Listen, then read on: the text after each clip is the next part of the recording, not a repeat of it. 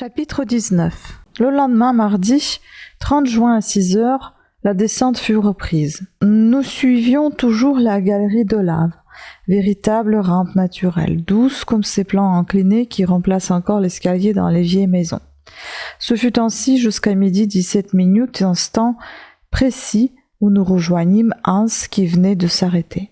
« Ah !» s'écria mon oncle, « nous sommes parvenus à l'extrémité de la cheminée. » Je regardai autour de moi. Nous étions au centre d'un carrefour auquel deux routes venaient aboutir, toutes deux sombres et étroites. Laquelle convenait-il de prendre? Il y avait là une difficulté. Cependant, mon oncle ne voulut paraître hésiter ni devant moi ni devant le guide. Il désigna le tunnel de l'Est et bientôt nous y étions enfoncés tous les trois. D'ailleurs, toute hésitation devant ce double chemin se serait prolongée indéfiniment, car nul indice ne pouvait déterminer le choix de l'un ou de l'autre, il fallait s'en remettre absolument au hasard.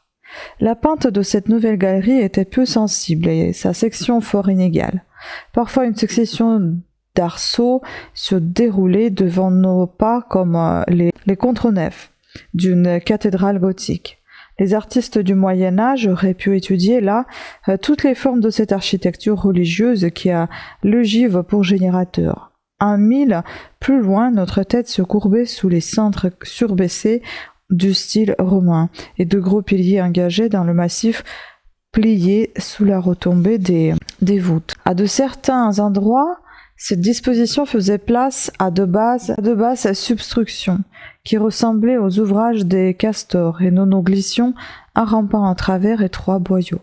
La chaleur se maintenait à un degré supportable. Involontairement, je songeais à son intensité quand les laves vomies par les Sneffels se précipitaient par cette route si tranquille aujourd'hui.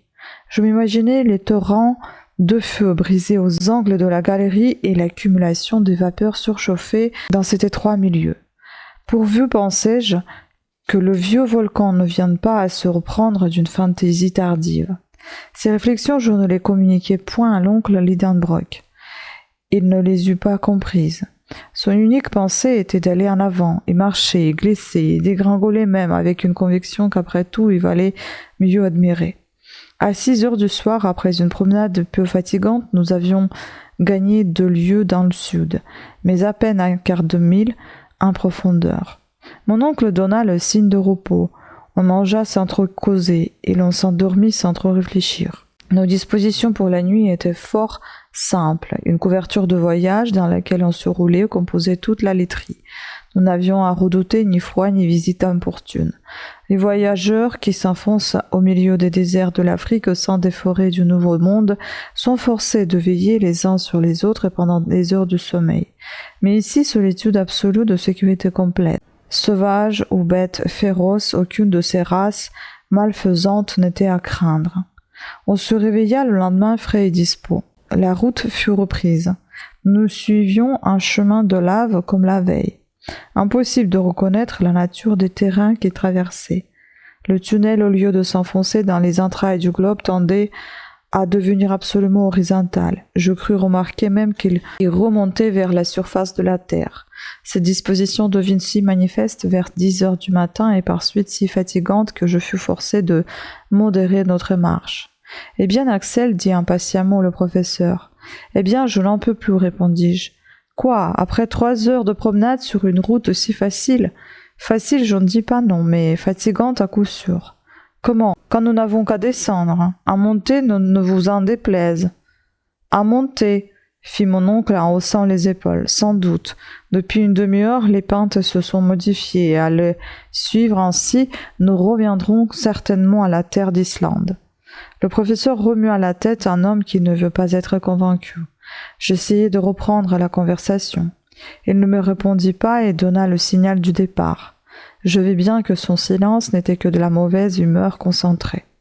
Cependant, j'avais repris mon fardeau avec courage et je suivais rapidement Hans que précédait mon oncle. Je tenais à ne pas être distancé. Ma grande préoccupation était de ne point perdre mes compagnons de vue. Je frémissais à la pensée de m'égarer dans les profondeurs de ce labyrinthe. D'ailleurs, si la route ascendante devenait plus pénible, je m'en consolais en songeant qu'elle me rapprochait de la surface de la terre. C'était un espoir. Chaque pas le confirmait, et je me réjouissais à cette idée de revoir ma petite Greben. À midi, un changement d'aspect se produisit dans les parois de la galerie. Je m'en aperçus à l'affaiblissement de la lumière électrique réfléchie par les murailles. Au revêtement de lave succédait la roche vive. Le massif se composait de couches inclinées et souvent disposées verticalement. Nous étions en pleine époque de transition, en pleine période silurienne.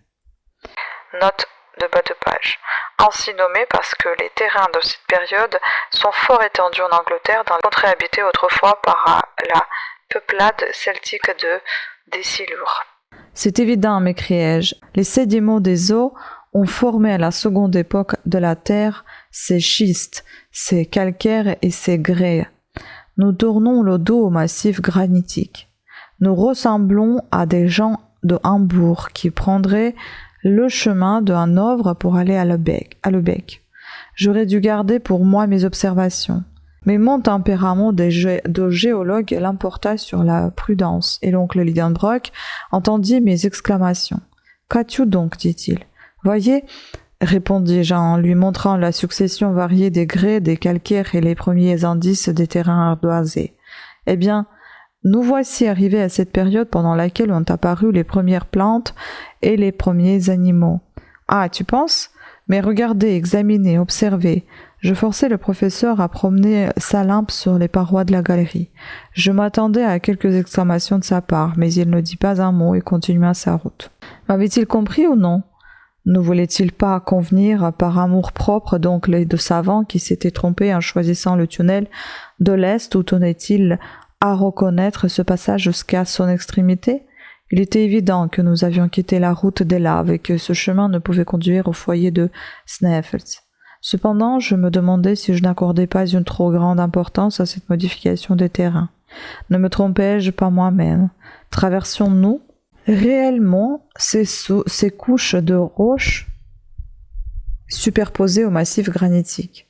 Si j'ai raison, pensais-je, je dois trouver quelques débris de plantes primitives et il faudra bien se rendre à l'évidence. Cherchons. Je n'avais pas fait 100 pas que des preuves incontestables s'offrirent à mes yeux.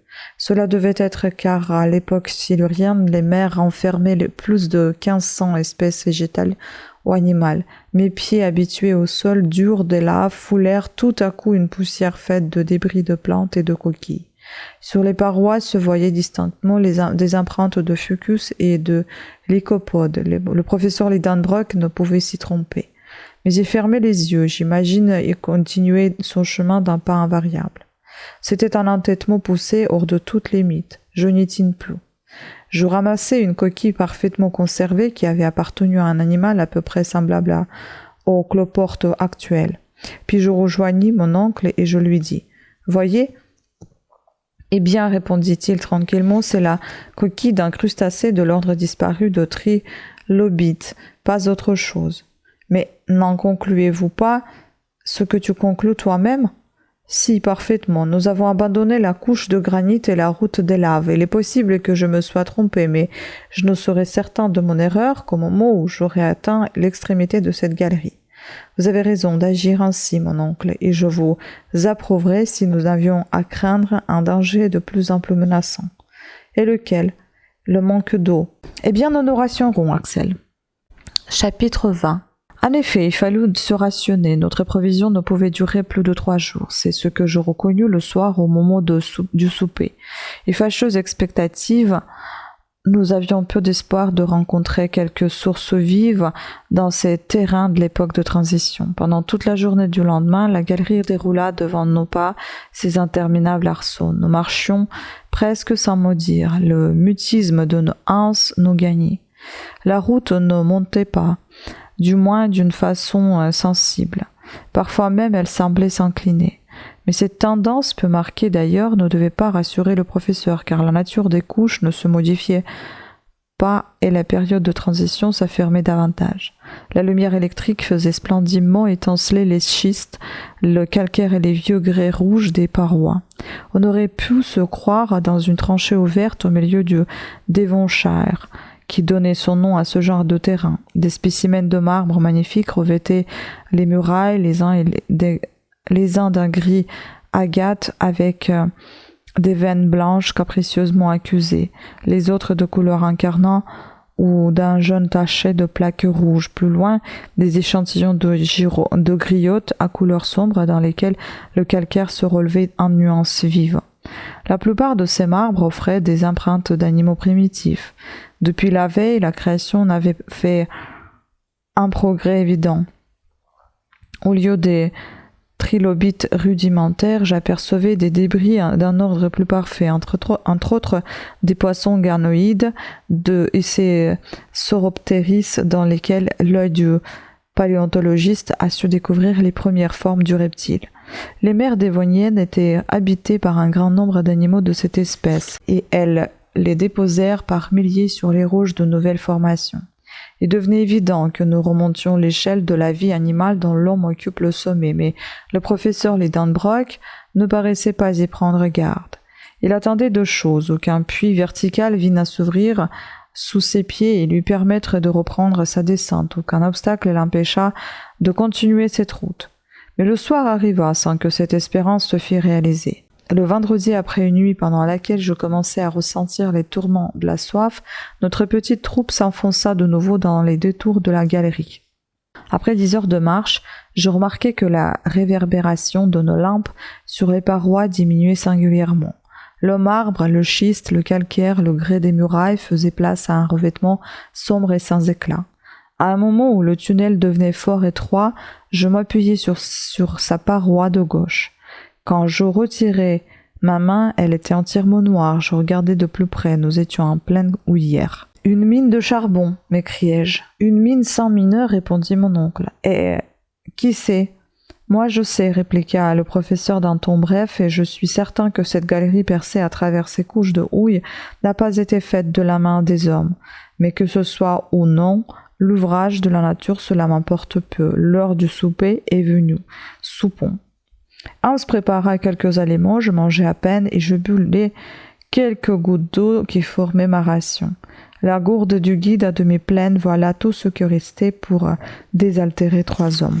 Après le repas, mes 2 compagnons s'étendirent sur leur couverture et trouvèrent dans le sommeil un remède à leur fatigue. Pour moi, je ne pus dormir et je comptais les heures jusqu'au matin. Le samedi à 6 heures, on repartit. 20 minutes plus tard, nous arrivions à une vaste excavation. Je reconnus alors que la main de l'homme ne pouvait pas avoir creusé cette houlière. Les voûtes anus étaient étançonnées et véritablement elles ne se tenaient que par un miracle d'équilibre. Cette espèce de caverne comptait 100 pieds de largeur et sur 150 de hauteur.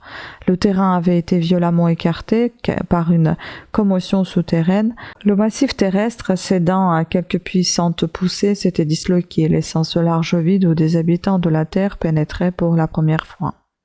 Toute l'histoire de la période houillère était écrite sur ces sombres parois, et un géologue en pouvant suivre facilement les phrases diverses. Les lits de charbon étaient séparés par des strates de grès ou d'argile compacte et comme écrasés par les couches supérieures. À cet âge du monde qui précéda l'époque secondaire, la terre se recouvrit d'immenses végétations dues à la double action d'une chaleur tropicale et d'une humidité persistante. Une atmosphère de vapeur enveloppait le globe de toutes parts, lui dérobant encore les rayons du soleil. De là cette conclusion que les hautes températures ne provenaient pas de ce foyer nouveau. Peut-être même l'astre du jour n'était-il pas prêt à jouer son rôle éclatant. Les climats n'existaient pas encore et une chaleur torride se répandait à la surface entière du globe, égale à l'équateur et au pôle. D'où venait-elle? De l'intérieur du globe. En dépit des théories du professeur Lidenbrock, un feu violent couvait dans les entrailles de sphéroïdes. Son action se faisait sentir jusqu'aux dernières couches de l'écorce terrestre. Les plantes privées de bienfaisants effluves du soleil ne donnaient ni fleurs, ni parfums, ni même leurs racines puisaient une vie forte dans les terrains brûlants des premiers jours. Il y avait peu d'arbres, des plantes herbacées, seulement d'immenses gazons, des fougères, des lycopodes, des sigillières, des astérophilites, familles rares dont les espèces se comptaient alors par milliers. Or, c'est précisément à cette exubérante végétation que la houille doit son origine. L'écorce encore élastique du globe obéissait au mouvement de la masse liquide qu'elle recouvrait. De là des fissures, des affaissements nombreux. Les plantes entraînées sous les eaux formèrent peu à peu des amas considérables. Alors intervint l'action de la chimie naturelle. Au fond des mers, les masses végétales se firent tourbes d'abord. Puis, grâce à l'influence des gaz et sous le feu de la fermentation, elles subirent une minéralisation complète. Ainsi se formèrent ces immenses couches de charbon qu'une consommation excessive doit pourtant épuiser en moins de 3 siècles si les peuples industriels n'y prennent garde. Ces réflexions me venaient à l'esprit pendant que je considérais les richesses houillères accumulées dans cette portion du massif terrestre. Celles-ci, sans doute, ne seront jamais mises à découvert. L'exploitation de ces mines reculées demanderait des sacrifices trop considérables. À quoi bon d'ailleurs, quand la houille est encore répandue, pour ainsi dire, à la surface de la terre, dans un grand nombre de contrées. Aussi telles, je voyais ces couches intactes, telles elles seraient lorsque sonnerait la dernière heure du monde. Cependant, nous marchions, et seul de mes compagnons, j'oubliais la longueur de la route pour me perdre au milieu de considérations géologiques. La température restait sensiblement ce qu'elle était pendant notre passage au milieu des laves et des schistes. Seulement mon odorat était affecté par une odeur très prononcée de protocarbures d'hydrogène. Je reconnus immédiatement dans cette galerie la présence d'une notable quantité de ce fluide dangereux auquel les mineurs ont donné le nom de grisouille, dont l'explosion a si souvent causé d'épouvantables catastrophes. Heureusement, nous étions éclairés par les ingénieux appareils de Ruhmkorff.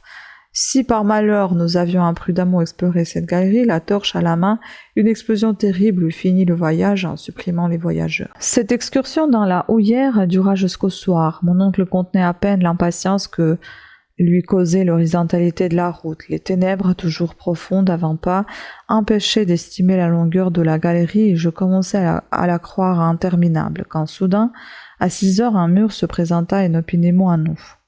À droite, à gauche, à haut, en bas, il n'y avait aucun passage. Nous étions arrivés au fond d'une impasse. « Eh bien, tant mieux !» s'écria mon oncle. « Je sais au moins à quoi m'en tenir. Nous ne sommes pas sur la route de Saknussemm, et il ne reste plus qu'à revenir en arrière.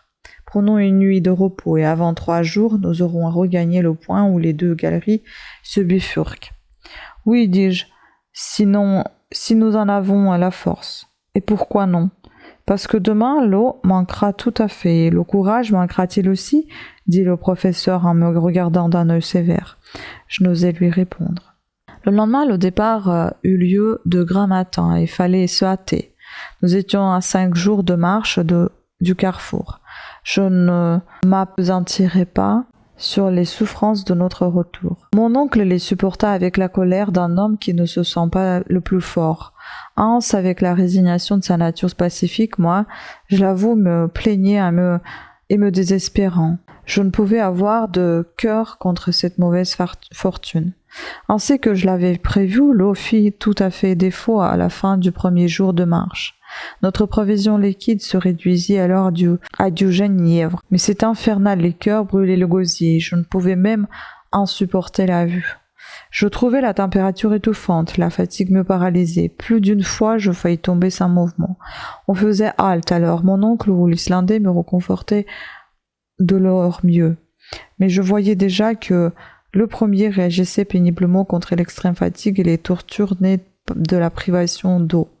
Enfin, le mardi 7 juillet, en nous traînant sur les genoux, sur les mains, nous arrivâmes à demi-mort à point de jonction de 2 galeries.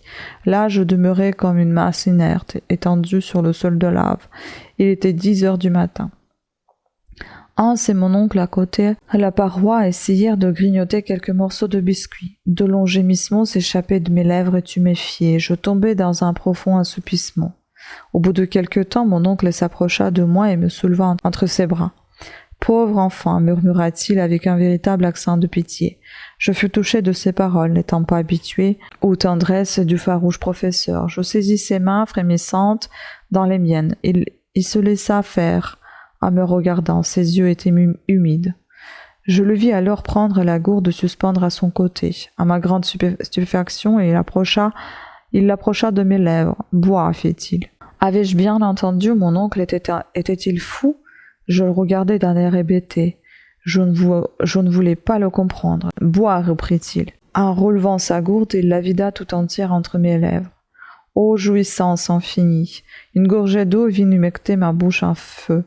Une seule, mais elle suffit à rappeler en moi la vie qui s'échappait. Je remerciai mon oncle en joignant les mains.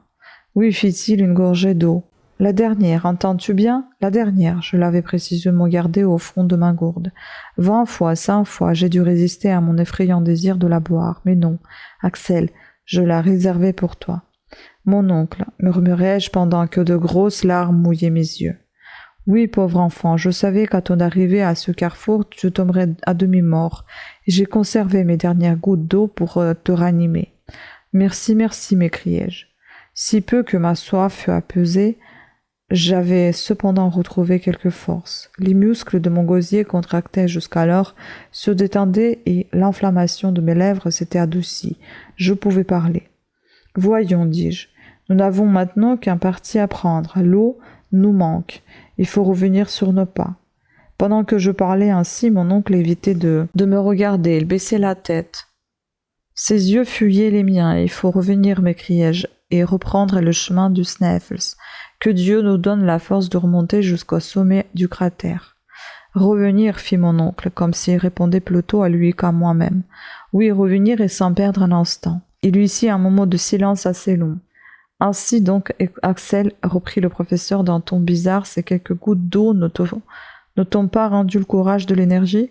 Le courage. Je te vois abattu comme avant et faisant encore entendre des paroles de désespoir. À quel homme avais-je affaire et quel projet son esprit audacieux formait-il encore? Quoi? Vous ne voulez pas renoncer à cette expédition au moment où tout annonce qu'elle a pu réussir? Jamais. Alors il faut se résigner à périr? Non, Axel, non. Pars, je ne veux pas ta mort. Que Hans t'accompagne, laisse-moi seul. Vous abandonner? Laisse-moi, te dis-je. J'ai commencé ce voyage, je l'accomplirai jusqu'au bout, je n'en reviendrai pas. Va-t'en, Axel, va-t'en. Mon oncle parlait avec une extrême surexcitation. Sa voix, un instant attendrie, redevenait dure, menaçante. Il luttait avec une sombre énergie contre l'impossible. Je ne voulais pas l'abandonner au fond de cet abîme, et d'un autre côté, l'instinct de la conservation me poussait à le fuir. Le guide suivait cette scène avec son indifférence accoutumée. Il comprenait cependant ce qui se passait entre ses deux compagnons. Nos gestes indiquaient assez la voie différente où chacun de nous essayait d'entraîner l'autre. Mais Hans semblait s'intéresser peu à la question dans laquelle son existence se trouvait, un jeu prêt à partir si l'on donnait le signal du départ, prêt à rester à la moindre volonté de son maître. Que ne pouvais-je, en cet instant, me faire entendre de lui? Mes paroles, mes gémissements, mon accent auraient eu raison de cette froide nature, ces dangers que le guide ne paraissait pas sous. Je les lui eusse fait comprendre et toucher du doigt. En nous deux, nous aurions peut-être convaincu l'entêté professeur. Au besoin, nous l'aurions contraint à regagner les hauteurs du Sneffels. Je m'approchai de Hans, je mis ma main sur la sienne. Il ne bougea pas. Je lui montrai la route du cratère et demeura immobile. Ma figure haletante disait toutes mes souffrances. L'Islandais remua doucement la tête et désignant tranquillement mon oncle, « Master » fit-il. « Le maître » m'écriai-je, insensé. Non, il n'est pas le maître de ta vie, il faut fuir, il faut l'entraîner. M'entends-tu? Me comprends-tu? J'avais saisi Hans par le bras, je voulais l'obliger à se lever, je luttais avec lui, mon oncle intervint. Du calme, Axel, dit-il.